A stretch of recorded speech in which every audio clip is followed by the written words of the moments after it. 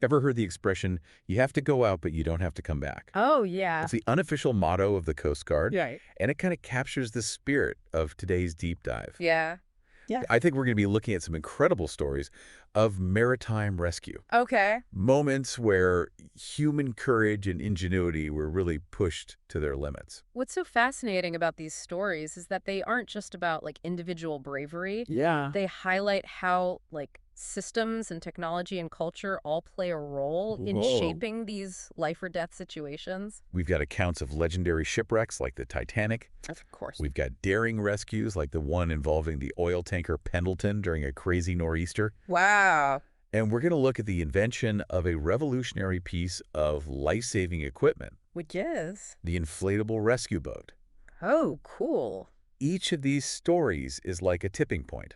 Interesting. It's a moment where lessons learned from tragedy led to significant changes that ultimately saved countless lives. I see. So imagine this. Okay. You're on the Titanic, The Titanic. the largest and most luxurious ship ever built, Yeah. deemed practically unsinkable. Right. But just hours later, you're clinging to a lifeboat in the freezing North Atlantic. Oh, wow. What went wrong? Well, on that fateful night of April 14th, 1912, the Titanic, Yeah. brimming with confidence and ambition, set sail on its maiden voyage. It was a floating palace, a symbol of technological prowess. Yeah. But that sense of invincibility would be shattered, So the Titanic's crew received reports of ice in the area, right? but they chose to maintain a high speed. And that decision, coupled with a few missed opportunities to spot the iceberg in time, sealed their fate. Wow. At 11:40 p.m., the lookout cried, "Iceberg right ahead!" Oh, no. But it was too late. It's hard to believe that a ship that massive could sink. I know. But the unsinkable Titanic struck the iceberg and Uh-huh. began to take on water rapidly. The wireless operators sent out frantic distress calls. Yeah. But this was 1912. Wireless communication was limited, and the calls didn't reach everyone who could help. Oh. The tragedy of the Titanic wasn't just the sinking. All right. It was the communication breakdown that amplified the loss of life. So many lives were lost. But the stories of those who survived are incredible. I know. Can you imagine being in a lifeboat surrounded by the vast icy ocean, knowing that help might not arrive in time? The survivors' experiences were harrowing. The darkness, the cries of those left behind, the uncertainty. Right. It must have been terrifying. Yeah. One survivor, Margaret Brown, The unsinkable Molly Brown. yeah, later known as the unsinkable Molly Brown, showed incredible resilience. Didn't she help organize efforts on the Carpathia, Yes. the ship that came to the rescue? She provided comfort and support to the other survivors, embodying the strength of the human spirit amidst unimaginable tragedy. But even as survivors were being cared for, the world was reeling from the news. Oh, The sinking of the unsinkable ship was a shock, forcing people to confront the limitations of technology and the power of the sea. Yeah. It's almost like the Titanic sinking was a wake-up call. It absolutely was. Yeah. The tragedy sparked a wave of reforms in maritime safety. Okay. The International Convention for the Safety of Life at Sea, SOLAS, established in 1914, introduced stricter regulations for lifeboats, Like what? mandatory wireless monitoring on ships, and improved emergency procedures. So the Titanic's legacy is more than just a tragic story. It's a catalyst for change in the maritime industry. Exactly. It's a testament to our capacity to learn from tragedy and implement changes that safeguard future generations. Right. But the story of maritime rescue doesn't end there. Oh.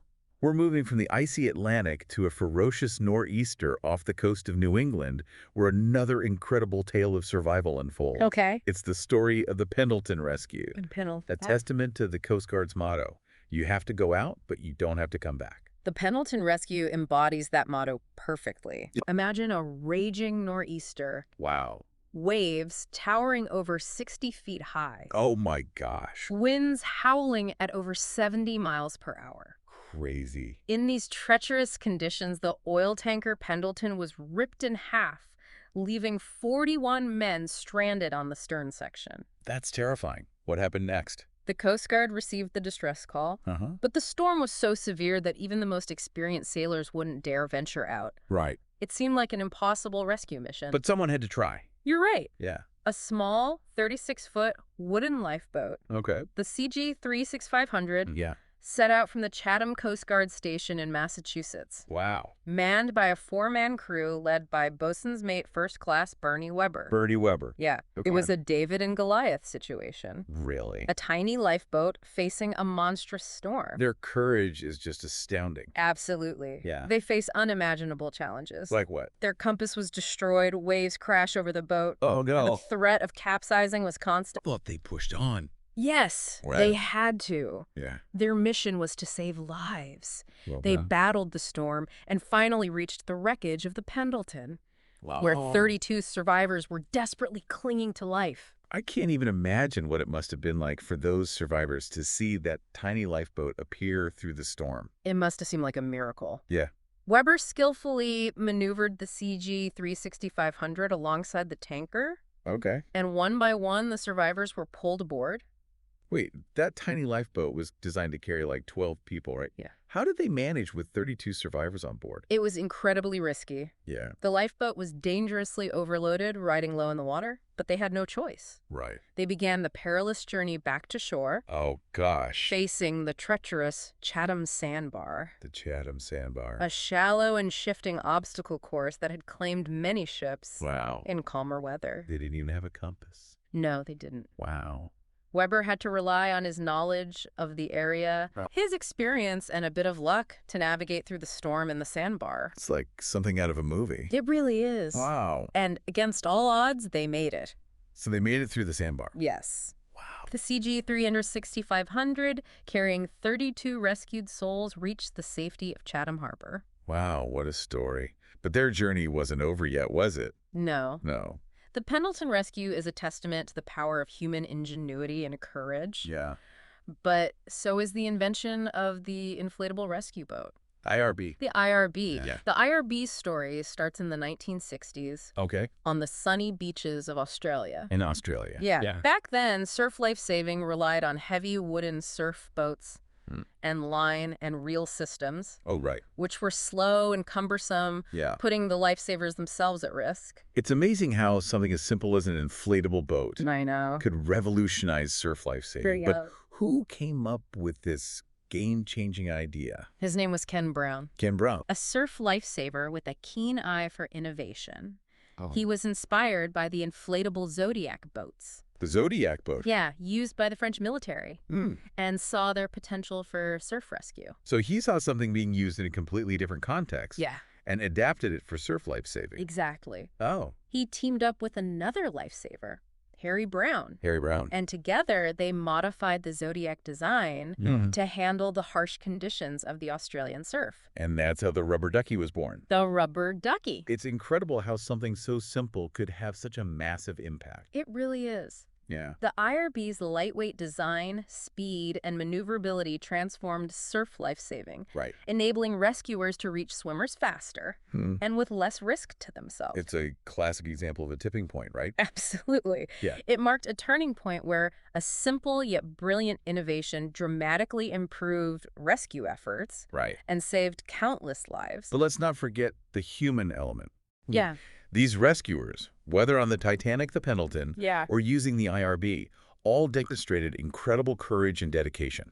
You're right. Yeah. Their stories highlight the power of training, Right. preparation, and a culture of service that instills in individuals the courage to face seemingly insurmountable challenges. These stories are incredible. I know. But there's a common thread that connects them all. Which is The concept of a tipping point. a tipping point. A moment that triggers significant change. Maybe we should explore that idea a bit further. That's a great idea. Yeah. Understanding what creates these tipping points, these moments where the improbable becomes inevitable, can help us learn from past successes and failures Right. and ensure that we're better prepared for future challenges. Sounds like a plan. We've covered some amazing stories so far, but the journey continues. Okay. We'll delve deeper into this concept of tipping points I see. and explore what the future holds for rescue in increasingly challenging environments. Okay. Stay tuned for more. All right. So we've talked about how these incredible rescue stories Yeah. represent tipping points in maritime safety. Tipping points. But what exactly makes these moments so pivotal? Yeah, it feels like there's a deeper force at play, shaping these events and their impact. You're hitting on something fascinating. Oh, yeah.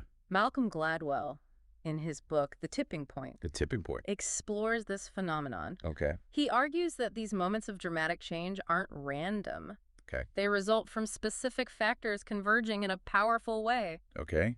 I'm intrigued. Tell me more. Gladwell outlines 3 rules that drive tipping points. Okay. First is the law of the few. The law of the few. It highlights individuals who possess unique qualities that influence and inspire others. Okay. Think about Bernie Weber, Bernie Weber. the coxswain of the CG 360-500, Right. or Ken Brown, the visionary behind the IRB. And Brown. Yeah.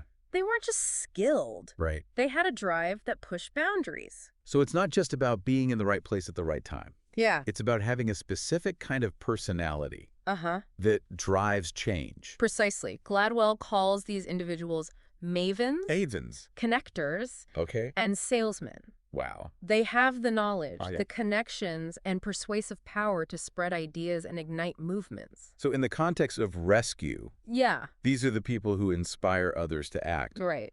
pushing the limits of what's possible. Exactly. Okay. The second rule Gladwell identifies is the stickiness factor. The stickiness factor. This means an idea or innovation to Mhm. truly take root Okay. needs to be memorable and easily understood. All right. Take the reforms after the Titanic, The Titanic, right? the stricter lifeboat regulations Uh-huh. and mandatory wireless monitoring stuck because their necessity was clear Right. and tragically demonstrated. So it's not enough to have a good idea. Right. It has to resonate with people and have a lasting impact. Absolutely. For rescue, the stickiness factor is crucial. Lessons learned from past disasters must be integrated into training procedures and technology Right. to prevent history from repeating itself. That makes sense. And finally, we have Gladwell's third rule, Okay. the power of context. The power of context. This emphasizes the environment and circumstances surrounding an event. So you're saying that our behavior is significantly shaped by our surroundings Yes. and the people we interact with? Think about the Coast Guard. The Coast Guard. Okay. Their rigorous training, emphasis on teamwork, and unwavering commitment to saving lives Right. create an environment where extraordinary acts of courage become almost expected. So these tipping points, these moments where the seemingly impossible becomes reality, are the result of a combination of the right people, the right ideas, and the right environment. That's a great summary. Okay. It's not just about individual heroism. It's Mhm. about the systems, technology, and culture that enable those acts of bravery. This is making me think about a recent event that really shook the world of deep-sea exploration. Oh, yeah. The tragic loss of the Titan submersible. The Titan. It feels relevant to our discussion about tipping points, but in a different way. It's a stark reminder that while we strive for innovation and exploration, Right. we also need to be acutely aware of the risks and respect the power of nature. Right. The Titan tragedy raises important questions about safety regulation and the balance between pushing boundaries and ensuring the well-being of those involved. It's a complex issue, especially when you consider the allure of exploring the unknown depths of the ocean. The ocean's depths, much like space, are unforgiving frontiers. Yeah. The immense pressure, darkness, and unknowns make them incredibly hostile environments Right. for humans and machines alike. The Titan, a symbol of human ingenuity, met its demise in an instant, Yeah. reminding us that even the most advanced technology can be humbled by the forces of nature. And in a situation like that, rescue efforts face almost insurmountable challenges. Absolutely. Yeah. The remoteness, extreme depths, and unforgiving conditions make deep-sea rescue incredibly difficult. Yeah. The Titan search, despite the international collaboration and cutting-edge technology deployed, was ultimately a race against time that the depths won. Wow. It highlighted the limits of human intervention Yeah. in such extreme environments. But even in the face of such tragedy, Yeah, there's a drive to learn and improve our deep-sea rescue capabilities, right? absolutely. Okay. The Titan tragedy has prompted a much-needed conversation about safety standards for privately operated submersibles. I see. Unlike commercial passenger ships or aircraft, Right? regulations for submersibles like the Titan were less stringent, Okay. especially in international waters. This has led to calls for stricter regulations to ensure the safety of those venturing into the deep sea. So stricter regulations Yeah. for deep-sea exploration. It echoes the lessons learned from the Titanic, where Mhm. tragedy exposed regulatory gaps and prompted reform. It seems like there are parallels between the Titan and the Titanic. Interesting. Both pushed technological boundaries, Yes. and both highlighted the need for stricter safety regulations. That's a keen observation. Thanks. It seems we often push the limits of what's possible with a sense of invincibility, Yeah, only to be reminded by tragedy that we must respect the power of nature. but these tragedies also lead to crucial advancements in safety protocols and technology. That's true. So it's a continuous cycle of pushing boundaries, learning from our mistakes, and improving safety measures for future exploration. Right. But what about the future of deep-sea rescue? Mm. Are there any promising developments that could improve our chances of success? There are some fascinating advancements that offer hope. Okay. One promising area is the development of autonomous underwater vehicles, AUVs. AUVs. These are essentially underwater robots that can operate independently Oh. without a human pilot or tether. So they could access areas that are too dangerous or too deep for human divers. Exactly. Okay. Equipped with advanced sensors and mapping capabilities, they could quickly survey a vast area, Okay. identify potential targets, Right. and relay information back to rescue teams. It sounds like something out of a science fiction movie. I know, right? But if it works, it could be a game changer for deep-sea rescue. Another area of advancement is in underwater communication. Underwater communication. Currently, communication in the deep sea is extremely limited, Yeah. relying on slow and often unreliable acoustic signals. Okay. But new technologies being developed could allow for faster and more reliable data transfer underwater. Imagine being able to communicate in real time with submersibles or divers in the deep sea. Yeah, That would revolutionize rescue efforts, wouldn't it? absolutely. Yeah. It would allow rescue teams to receive vital information about conditions hazards and the status of those needing assistance, potentially making the difference between a successful rescue and a tragic outcome. These advancements in AUV technology and underwater communication sound incredibly promising. Uh-huh. But as we've learned from the Titan tragedy, Right. technology is only one part of the equation. Yeah. We also need to address the human factors involved in deep-sea exploration. You're right. We need to ensure that individuals venturing into these extreme environments are properly trained, equipped, and psychologically prepared for the risks involved. Right. It's not just about having the right tools. Right. It's about developing a comprehensive understanding of the challenges and potential consequences. It's about fostering a culture of safety that goes beyond equipment and regulations. Yeah. We need to encourage a mindset of risk awareness, preparedness, and responsible decision-making. Right. We need to remember that exploration, while exciting and important, Yeah. should never come at the cost of human life. It's incredible how the human spirit keeps pushing boundaries. Seeking to explore the vast unknown, Right. whether it's the depths of the ocean or the expanse of space. It's a testament to our inherent curiosity and desire to understand the world. Right. And even the universe around us. But as we venture further into these extreme environments, the challenges of rescue become exponentially greater. Absolutely. Yeah. The risks are undeniable, Right. and the need for innovative solutions becomes even more crucial. So what does the future hold for rescue in these extreme environments? What can we learn from the stories we've discussed? And how can we apply those lessons moving forward? Well, if we look at the trends and advancements we've touched upon, Okay. I think we can glean some valuable insights. Okay. First, technology will undoubtedly play a larger role. We're already seeing this with AUVs and advancements in underwater communication. Right, but imagine AI-powered systems that can analyze vast amounts of data, Wow. predicting weather patterns, ocean currents, and potential hazards. That would be a game changer. It would shift our focus from reacting to emergencies Yeah. to anticipating and potentially preventing them. Exactly. And that leads to the second key theme, automation. Automation. Think about swarms of AUVs patrolling high-risk areas. Wow. Equipped with sensors that can detect distress signals, Oh, monitor environmental conditions, Right. and even deploy emergency supplies or rescue equipment. It's like having a network of underwater guardians constantly on the lookout. Precisely. Wow. And third, international collaboration will become increasingly vital. Okay. As we push further into the unknown, the scale and complexity of rescue operations will necessitate a global effort. It makes sense. Yeah. these challenges transcend national boundaries. Right. So our response needs to be global in scope. Exactly. Okay. We'll need to share resources, expertise, and technology Yeah. to respond effectively to emergencies in these extreme environments. Right. And that collaboration needs to extend beyond government agencies. Engaging the private sector, research institutions, and even citizen scientists will be crucial. So it's about fostering a global network of innovators and rescuers working together to overcome these challenges. Precise. It's inspiring, isn't it? It is. From the harrowing accounts of the Titanic and Pendleton rescues to the revolutionary impact of the IRB Uh-huh. and the advancements in deep-sea technology, we've seen the indomitable human spirit at work. It's inspiring, isn't it? But it's also a sobering reminder of the immense power of nature Yes. and the need to approach exploration with a balance of boldness and caution. Right.